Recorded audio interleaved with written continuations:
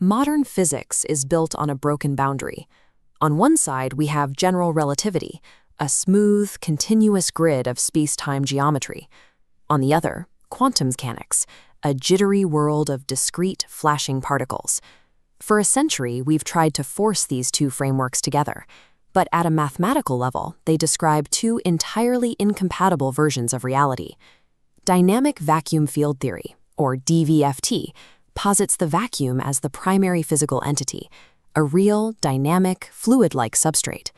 Discrete particles and continuous spacetime curvature emerge as derivative descriptions of organized processes within this medium. We can describe this substrate mathematically with a single complex order parameter field. This equation is the foundation of the entire theory. Quantum wave states and gravitational curvature and the shapes of entire galaxies emerge strictly as scale-dependent behaviors of this one specific equation. First is the amplitude variable, ρ. It dictates the vacuum's density and compressive response. Local compression creates inertial mass and macroscopic gravity. The second component is the phase variable, theta. It governs the vacuum's internal rhythm, dictating quantum coherence, wave propagation, and temporal ordering. But if an omnipresent fluid fills the universe, why hasn't a particle accelerator detected it? At laboratory scales, this fluid remains near equilibrium, concealing its presence. Evidence of the substrate appears only at structural extremes, shaping the behavior of the quantum threshold and the cosmic scale. We test this by translating the vacuum field into a master action, a single mathematical statement describing the energy dynamics of the entire system. Inside this action, specific terms control the amplitude. The gradient energy resists sharp changes in density, and a self-interaction potential stabilizes the vacuum around its equilibrium state. Next to those is the canonical phase coupling term. In traditional models, phase acts as a mathematical gauge artifact, a computational trick. Here, it operates as a literal, physical property of the vacuum, tightly coupled to the amplitude. When we apply the Euler-Lagrange equations to find the path of least resistance, this master action naturally splits into two coupled physical pathways. One equation governs the amplitude, and the other acts as a conserved current for the phase. This mathematical split creates a single architectural framework containing the rule sets for both quantum mechanics and macroscopic gravity. Let's trace the first pathway by looking at the vacuum in a specific regime, an environment with very low spacetime curvature, where amplitude fluctuations hover near absolute equilibrium.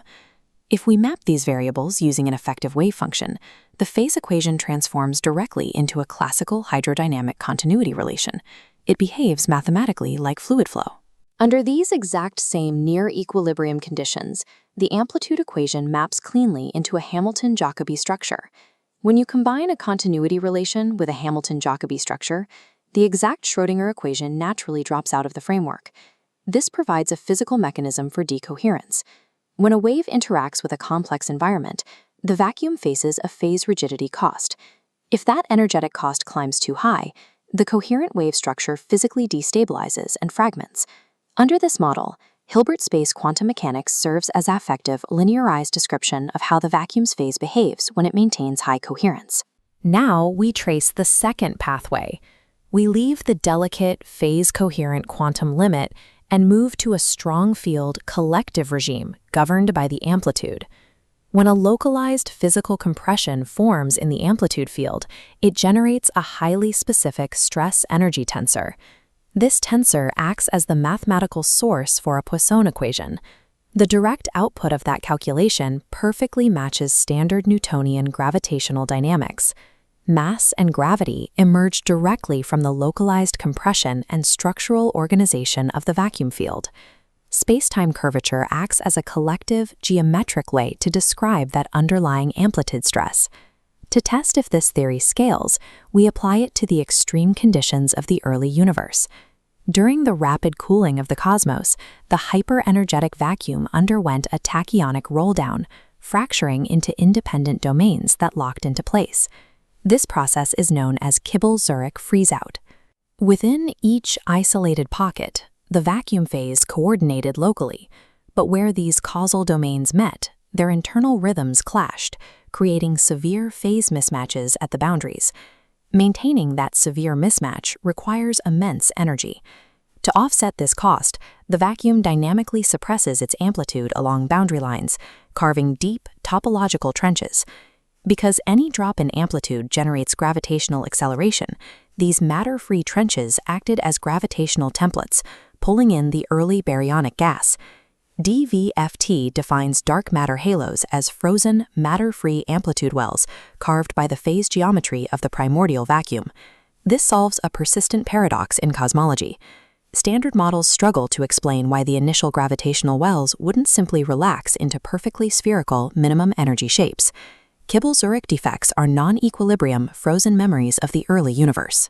They remain topologically locked into complex shapes that we can map mathematically using spherical harmonics.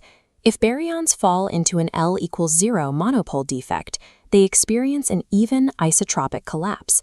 This seeds a massive symmetrical elliptical galaxy. If the defect locked into an L equals 2 oblate shape and carries a twisted phase winding, it possesses built-in rotational coherence. Baryons collapsing into this specific twisted topological template are mathematically guided into forming a flattened disk with distinct rotational arms, a spiral galaxy. And if the phase mismatch was highly fragmented across multiple interacting cores, the resulting baryonic collapse becomes chaotic, seeding an irregular, clumpy galaxy. The morphological variation of the Hubble sequence stands as a direct fossilized memory of the geometry of the primordial vacuum. This chart maps the ultimate empirical test for the theory, cross-domain fixed-parameter inference. We have microscopic quantum decoherence thresholds on the left and macroscopic galactic rotation curves on the right. The exact same parameter constants that govern the phase stiffness of a wave in a laboratory must flawlessly predict the deep field velocity of a galaxy.